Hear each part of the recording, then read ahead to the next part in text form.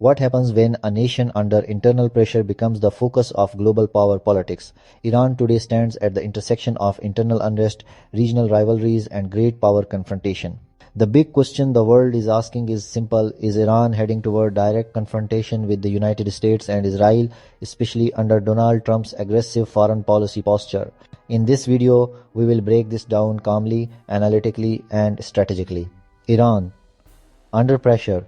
Will the US, Trump, or Israel strike next? Full geopolitical analysis.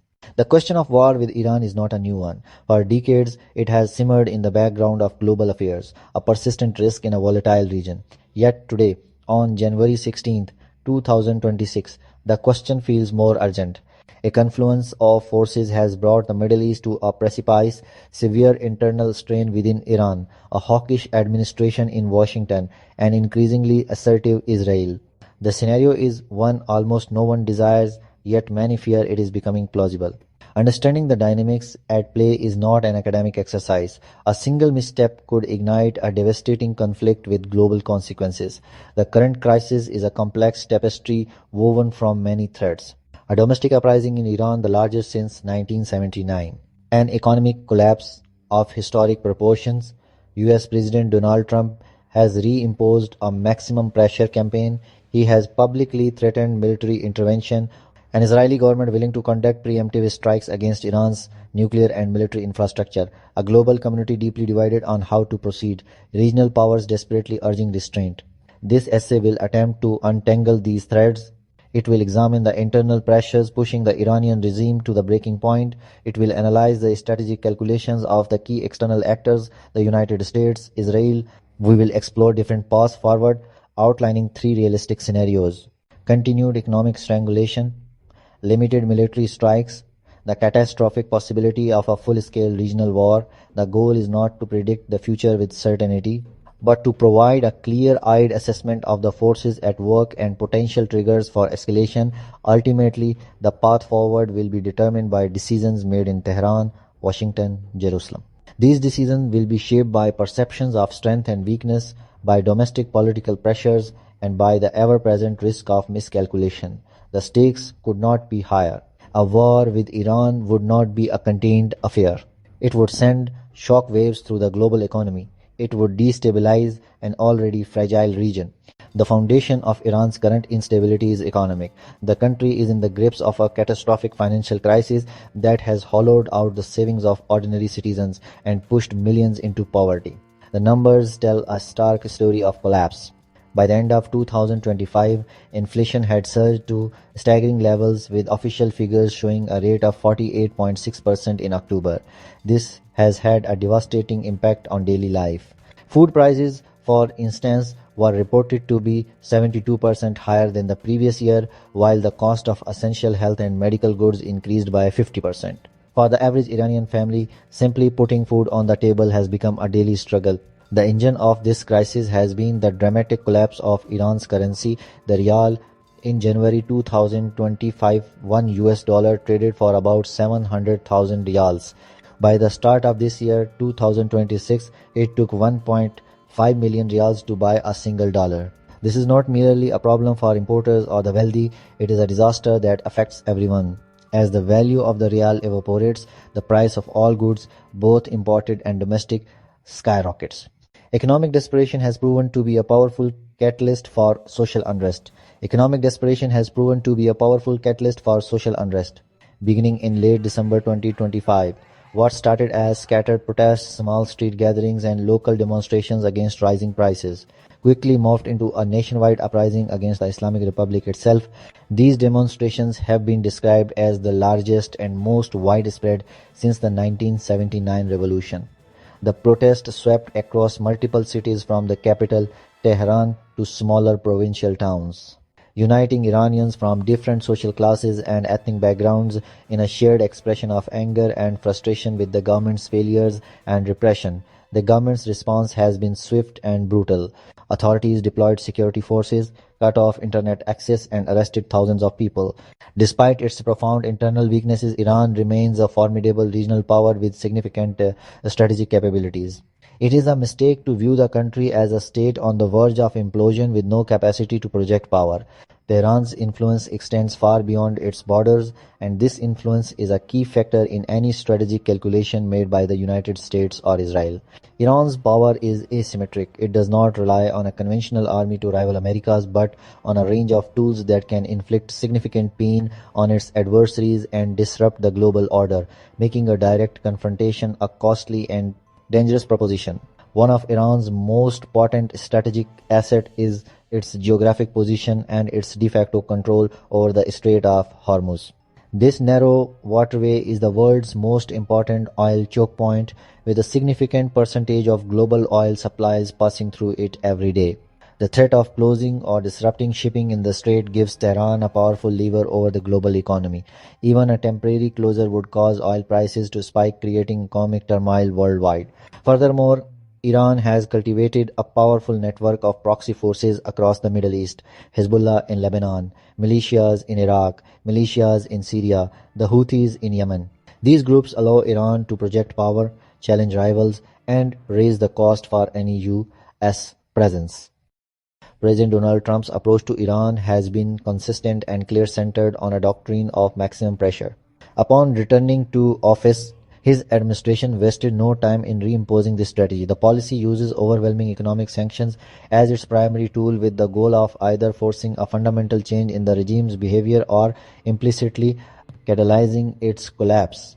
In early 2025, sanctions were reimposed on Iran's shadow fleet of oil tankers and the Chinese refineries that purchase its crude. This economic warfare has been supplemented by direct and unambiguous threats of military force. President Trump has repeatedly stated that the United States will not tolerate Iran rebuilding its nuclear or ballistic missile programs following the Israeli-US strikes in June 2025. He warned that if Iran begins to re-establish these programs, we're going to have to knock them down. More recently, in response to the brutal crackdown on protesters, Trump has warned Tehran that if it violently kills peaceful protesters, the United States will come to their rescue, adding another potential trigger for U.S. intervention. However, it is important to distinguish between the threat of intervention and an appetite for a full-scale ground war. The Trump doctrine has consistently shown a preference for targeted, punitive strikes over large, protracted land invasions. This was evident in the limited U.S. bombing of 3 Iranian nuclear sites in June 2025. For Israel, the issue of Iran is not one of policy but of existence. Successive Israeli governments have viewed the prospect of a nuclear-armed Iran as an existential threat that must be prevented at all costs. This core belief drives a security doctrine centered on preemption. This posture explains a long history of covert operations, cyber attacks, and targeted assassinations. This doctrine was put into dramatic practice in June 2025 with the 12-day war. Israel bombed numerous Iranian military and nuclear facilities, assassinated key figures, and crippled air defenses. The U.S. intercepted retaliatory missiles and struck additional nuclear sites. Coordination was crucial.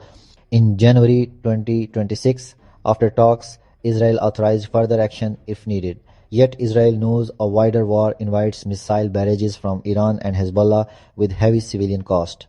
Hence, a balance, frequent targeted operations to enforce red lines without igniting a regional conflagration. Israel prefers short, decisive actions, not prolonged wars, often seeking American backing, political cover, or at least silence. Any major strike risks a regional explosion, hence constant restraint. Scenario 1. The grind of continued pressure, the most probable scenario for the immediate future. Continuation of the status quo, a grinding campaign of economic pressure, political isolation, covert action without escalating to open warfare.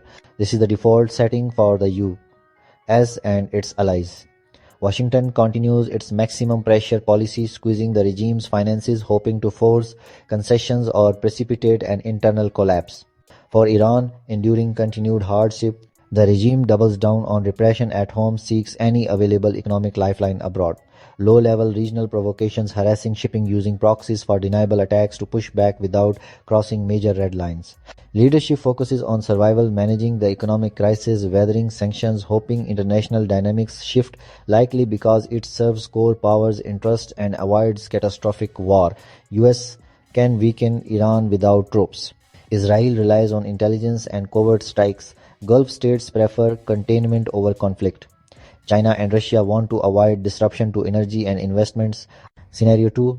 Limited military action, a less likely but possible repeat of targeted strikes like June 2025. Not an invasion, a narrow punitive air and missile campaign.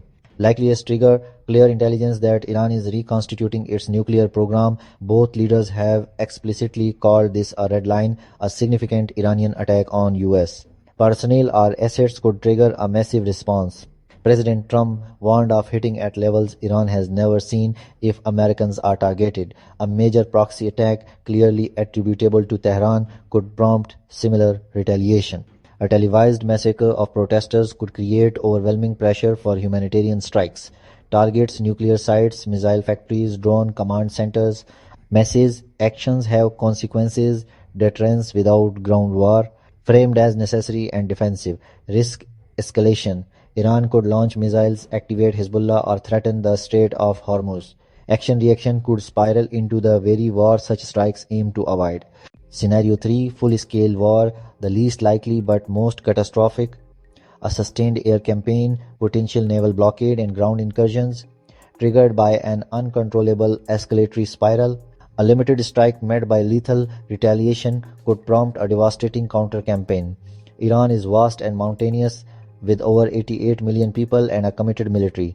Iran would retaliate across the region using missiles and proxies. Hormuz closure would spike energy prices and shock the global economy.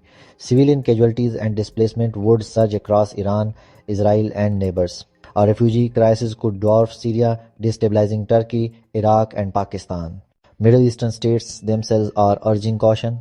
Gulf states fear oil disruption. Turkey fears refugee waves. Europe fears energy shocks. China and Russia prefer stability. This creates silent pressure on Washington and Tel Aviv to slow down.